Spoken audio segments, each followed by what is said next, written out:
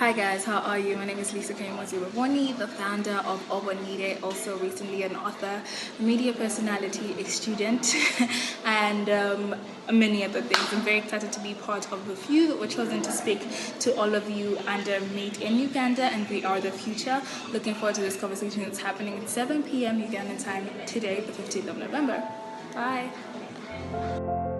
So I do not believe in letting one thing be your sole purpose of income on what you're doing, unless otherwise, of course. I didn't know how to say, you can't talk to me like that, or you can't touch me like that, or you can't address me in that manner. Don't call me baby.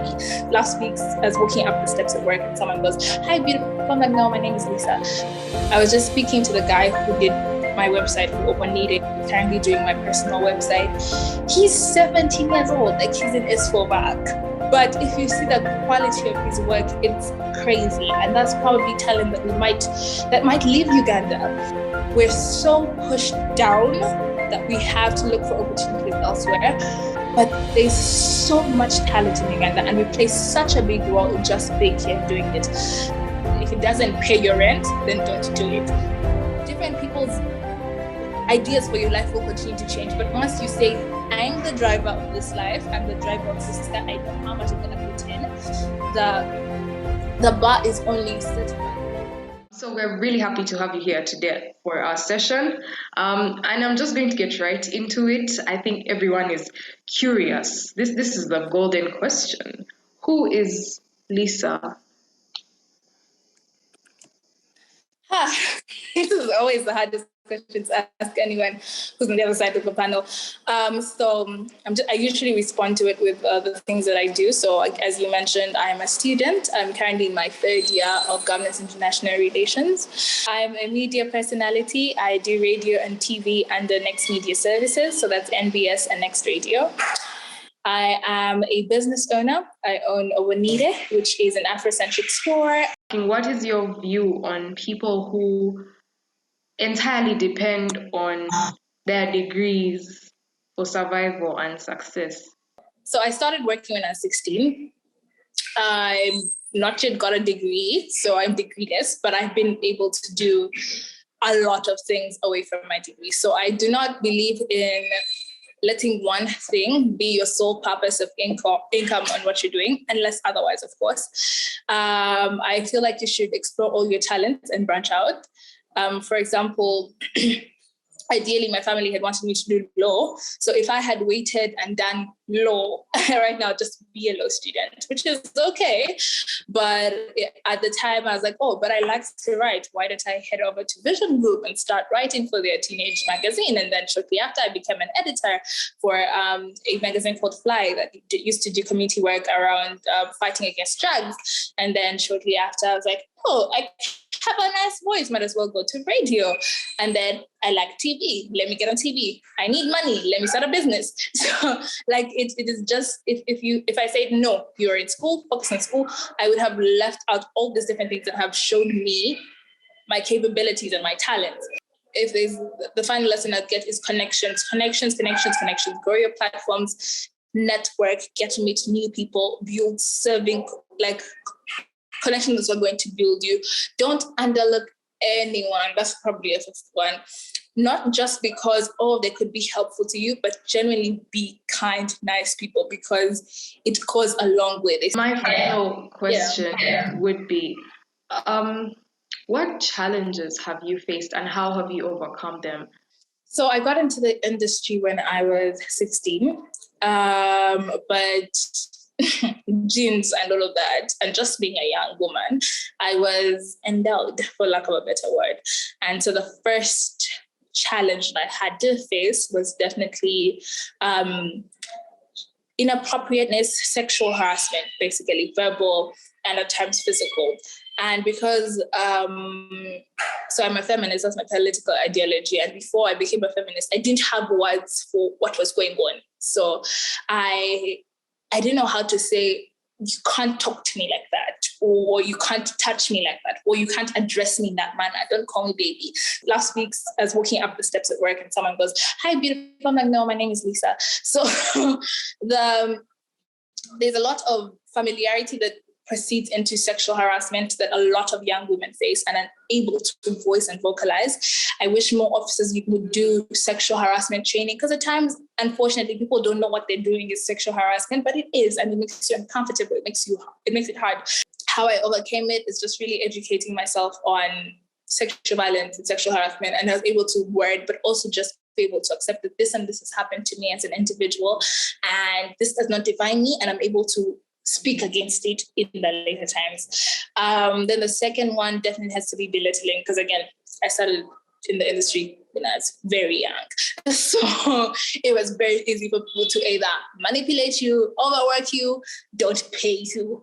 And I think I overcame that don't pay before the sexual harassment one, because there's no way in this earth I'm going to work for little money. If I'm doing the same work that an adult is going to do, dear, you're going to pay us the same money. So it was just, and the money conversation, it's hard. It's hard because we don't get trained to speak about money. We don't get trained to ask about money. If anything, our society is very shy with money. But this is the value of my work. This is what I'm able to do. This is what I will complete for you now that I've committed to it. Now you have to commit to your own end of the deal to ensure that I am not being exploited. What role do the youth have in developing our country? It's so unfortunate that our leaders haven't seen this, but working as a young person, working with young people, because Next Media actually hires a lot of young people. I've worked with Talent Nyumbani before, which was an organization that started and unfortunately came to an end very early, but it really looked at the talents of young people and how to be able to share them with the world. You will see how crazy talented people are. I was just speaking to the guy who did my website for Oboniire. He's currently doing my personal website. He's 17 years old, like he's in S4 back. But if you see the quality of his work, it's crazy. And that's probably talent that might leave Uganda. My favorite photographer who shoots all my pictures was telling me on Sunday at a photo shoot that he's leaving. So I feel like we're so pushed down that we have to look for opportunities elsewhere. But there's so much talent in Uganda, and we play such a big role in just being here and doing it. What are you coming home to when you choose to come home? So then it's important for you to ask yourself, how can I do better for Uganda? How can I build better for Uganda? There's so many opportunities. We just have to learn to tap into them and probably push for a change of attitudes towards us as young people. And yeah, that's what I would say. Hi, Lisa. Thank you very much for sharing your story with us and for sharing with us. My question is, earlier on you mentioned getting these opportunities with Next Media and also trying to write for Vision Group. But as a young person, how did you get your foot in the door? Where did you get the confidence to go up to those people and, look for those jobs, to seek those opportunities? So how did you get your foot in the door? But I think it's really just putting yourself out there and just doing what you have to do. Even when I would write for my blog, like at the time, there was literally no one who I thought was going to read it. And then I became an editor with a couple of magazines because they'd seen the work that I'd done on my blog. So just put yourself out there, do the work that you need to do in the industry, you need to do it. Social media travels quick and fast. So as soon as you say, I do this, and someone reads that you do this, someone's going to DM you one way or another. Just do your part, yeah. If it doesn't pay your rent, then don't do it. Hello, Lisa. Thank you so much for everything that you said. My question is that, Lisa, as a person, your parents validated your idea after you had proven them wrong. But what advice do you have for a person whose parents have completely failed to validate their idea? Because as creative, this is a challenge that we're facing every now and then, you have an idea and you present it to your parents, but then they cannot validate it. And that is a really tough challenge. And then as someone who has something that is really, evolutionary, dies alone with it, So for the person whose parents have failed to validate their idea, what advice do you have for them? Thank you. Okay. So I think I mentioned how, I'd spoken to my dad, I'd spoken to my mom. We'd had people convince my dad, but he completely failed. So, and then I mentioned also how him being one of my best friends, I wanted him to see me. And the same way he had rewarded all my other achievements when it came to academics, I wanted him to reward this choice in media. So this never happened for the longest, and this has happened this year. And I make 5 years in media this year. And I spoke about this with my therapist, and she said, how about you? Why don't you choose you first as your joy? Because once you're ready to validate yourself, once you live, because she said, for your father, his bar keeps changing, yeah?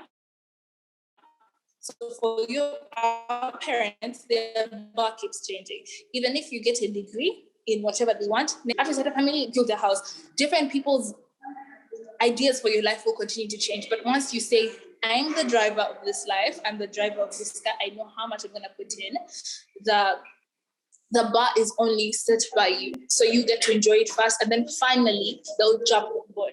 So that's what I would say. Internalize that this is what you want for yourself. They might take forever or may never join, but at least you are achieving what you want. It's your dream and it's your purpose that you're fulfilling.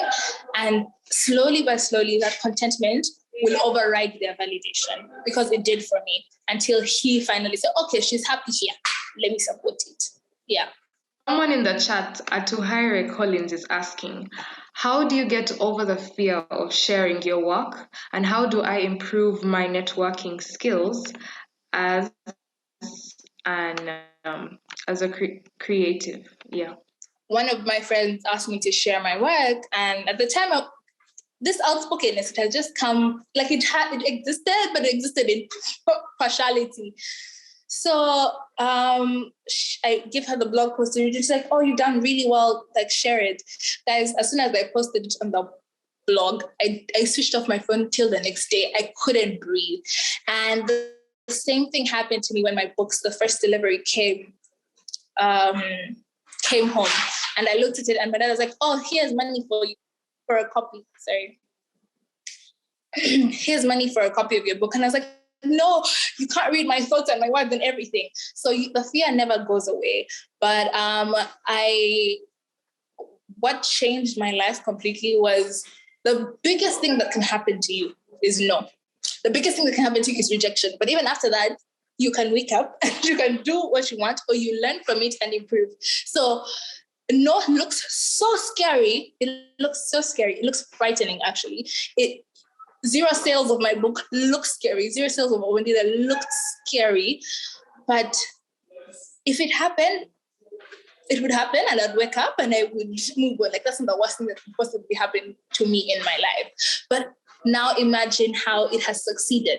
Imagine if I said, I'm not going to, or I can't. So it's just shooting your shot, closing your eyes, switching off your phone, and waking up when you see. And if you get the no, you strategize. If you get the yes, you continue. So that's just the mindset that I have right now when it comes to anything I do in my life. If I get the no, we try again. If I get the yes, we move, right? As an introvert, I don't know if I can speak properly to it, because I've never really been an introvert. I've always been I have introverted tendencies, but I'm not one. And I know it's much harder to break the gauge, because people are scary. They're really scary. But I was telling one of my cousins who's an introvert and she's a creative, that maybe you can start off without showing your face.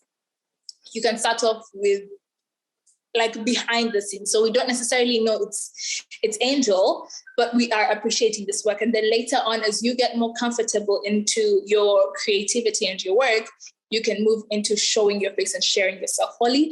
Or one of my friends started a brand called Jockey Beauty, and she hated the camera, guys. Like, we'd have to beg her. We'd have one picture of her every year for her birthday. We'd literally have to beg her to take a picture, but now she's the face of her brand. So she just said, guys, I'm going to breathe in, I'm going to breathe out. I hate this with all my heart. I hate showing my face. She's an introvert. I hate it, but I know how important it is for my brand, because people like to connect to a person. As much as that behind the scenes of your creativity works, I don't think any of the work that I did would have been as supported if I didn't show my face, and for you to be able to build a connection with me, because that's how creativity works. We are sharing parts of ourselves. So it's important for us to show ourselves so that people can build a relationship. So you become part of the journey. Everything was failing and what, and the thoughts and the sweet messages that people came to my DM with, because we have a relationship because they see my face and they see me as an everyday person. So even with your creativity, now I can share all of me because I feel it's easier because I have these internet friends. So maybe one or two.